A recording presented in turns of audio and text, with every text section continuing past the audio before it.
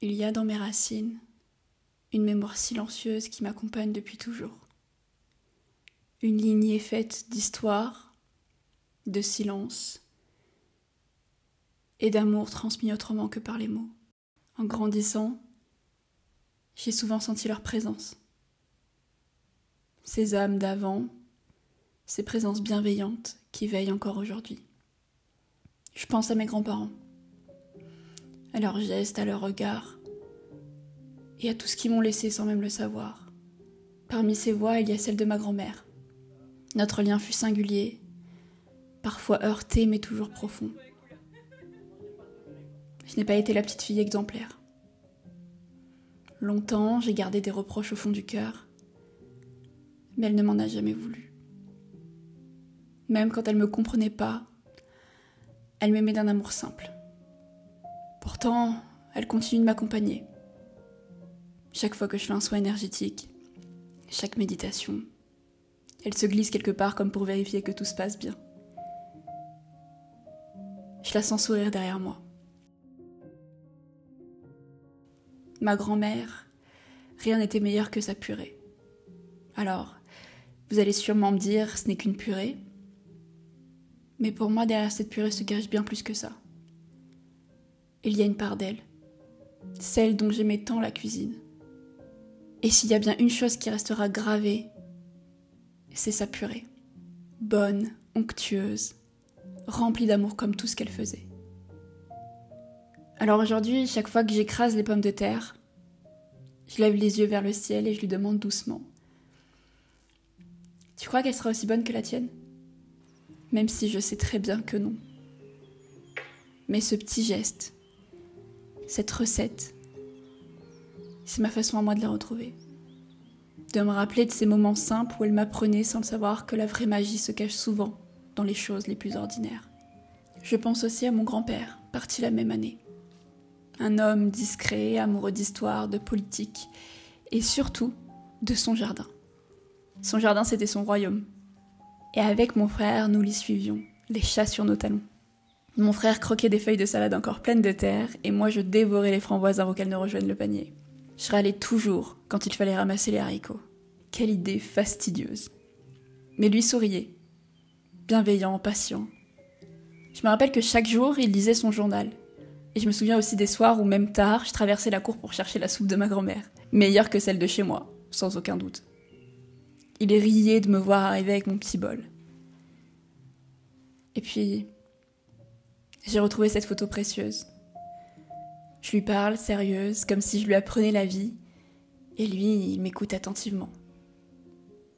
Un papy formidable, doux, sans préférence, aimant chacun de la même manière. Il y a aussi mon autre papy, celui que je n'ai jamais connu, le mari de ma grand-mère paternelle. Mon père l'a perdu dans sa vingtaine, mais moi, je l'ai toujours senti près de moi.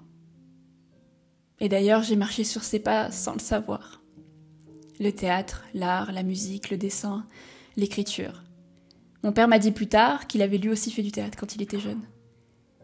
Et je me souviens d'une fois où je suis montée sur scène, la lumière me réchauffait le visage et spontanément j'ai levé les yeux vers le ciel. Je ne savais pas pourquoi, mais au fond de moi j'espérais qu'il me regardait. J'espérais qu'il me voyait là, dans cette lumière, et qu'il était fier. Fier de me voir continuer ce qu'il avait peut-être laissé inachevé. Son histoire, je la porte aussi. Sa mère, mon arrière-grand-mère, est décédée en le mettant au monde. Elle n'avait que 26 ans. Une vie à peine éclose, déjà fauchée, et pourtant, dans son souffle écourté, est né tout un arbre. Pendant longtemps, je croyais que si je ne voulais pas d'enfant, c'était à cause du divorce de mes parents. Mais aujourd'hui, je crois que c'est bien plus profond que ça. Alors c'est Maria, la tante de mon grand-père, qui l'a élevée. Une femme sans enfant, profondément croyante, d'une bonté immense. On disait d'elle que c'était une sainte. Elle aidait toujours les autres, offrant des vivres aux gens qu'elle croisait, écrivant chaque jour dans son journal ses prières, ses espoirs, ses douleurs et ses remerciements. Jusqu'à ses 9 ans, c'est elle qui a été la mère de mon grand-père. J'aime penser que sa douceur, sa foi et sa générosité ont imprégné notre lignée et qu'elle vive encore quelque part dans mon cœur. Et il y a tous ceux que je n'ai pas connus, mais dont mon père a gardé tous les souvenirs. Il a passé mon adolescence à me raconter l'histoire de notre famille, ô combien il était important que je la connaisse. Il se souvient de chaque nom, de chaque métier, de chaque décès, comme pour que rien ne se perde, comme pour que le fil reste intact. Et aujourd'hui, je comprends pourquoi il insistait tant, car je me rends compte que c'est une richesse précieuse que de pouvoir connaître ce qui a été. C'est une façon d'honorer, de comprendre, de ne pas répéter, une façon de se souvenir que nos racines, même les plus lointaines, continuent de nous parler, à travers le temps et à travers le sang. Mes grands-pères et même ceux d'avant avaient cette passion profonde pour l'histoire. C'est quelque chose qui, je l'avoue, ne m'a jamais vraiment captivée, mais j'essaie d'y prêter attention, de comprendre. Parce qu'au fond, je crois sincèrement qu'on peut changer le cours de l'histoire, en choisissant de ne pas répéter ce qui a été fait. Il est important de savoir, oui, mais plus encore, il est essentiel de vivre autrement.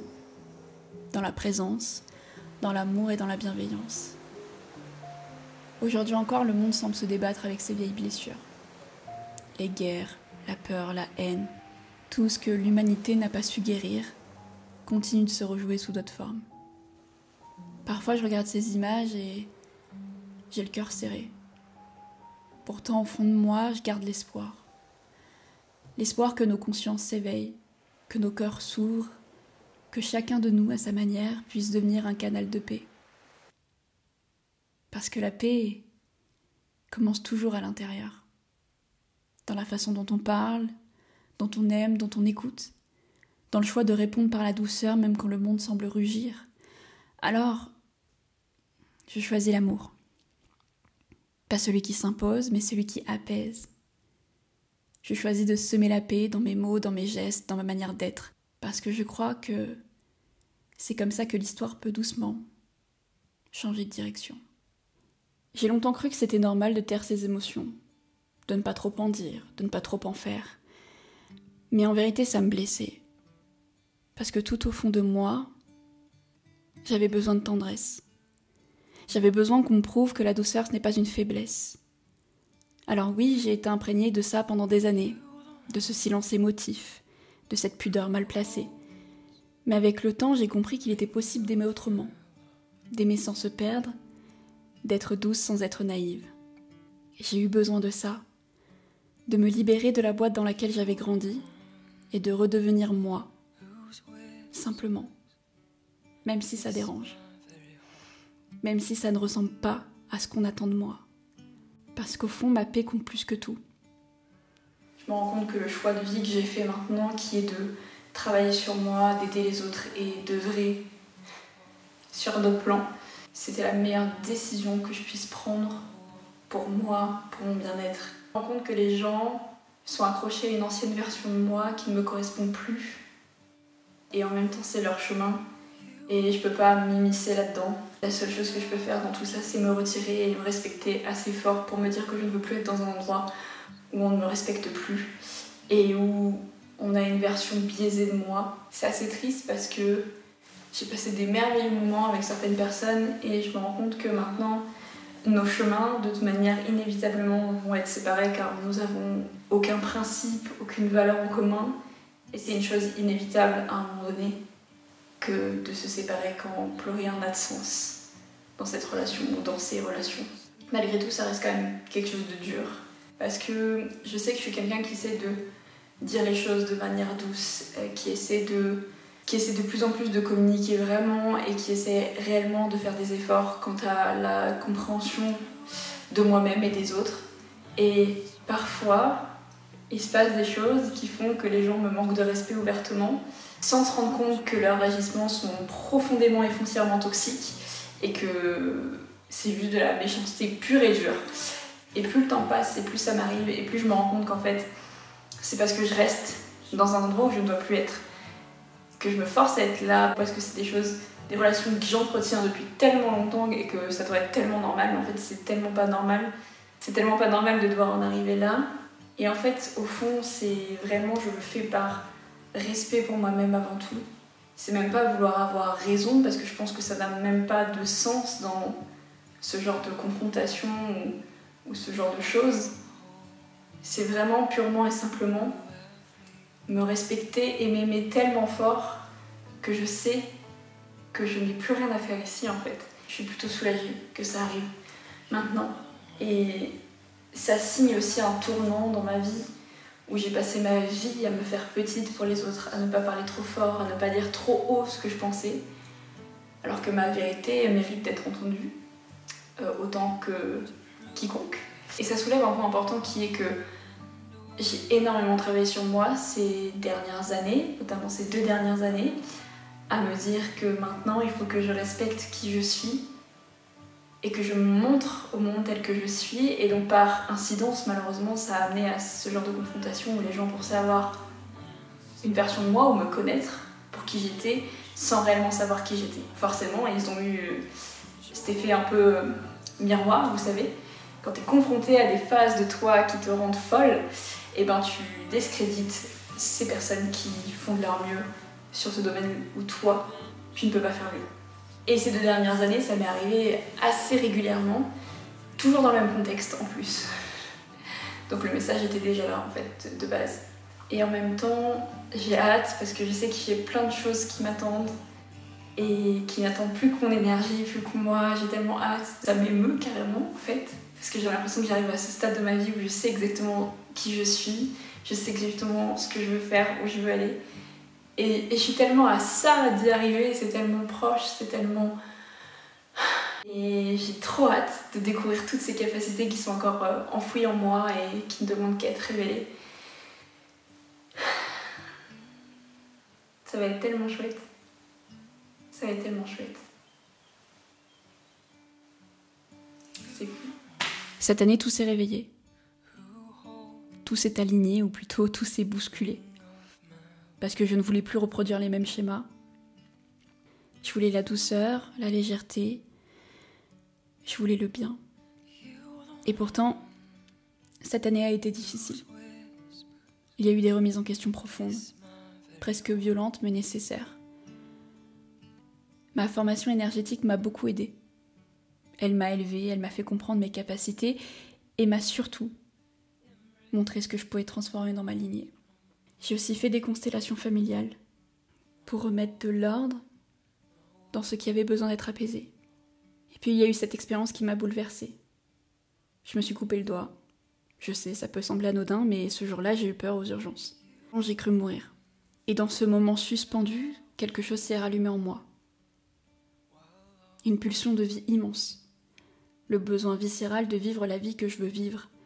Pas celle qu'on m'a transmise par peur, par fatigue, par sécurité, mais la mienne.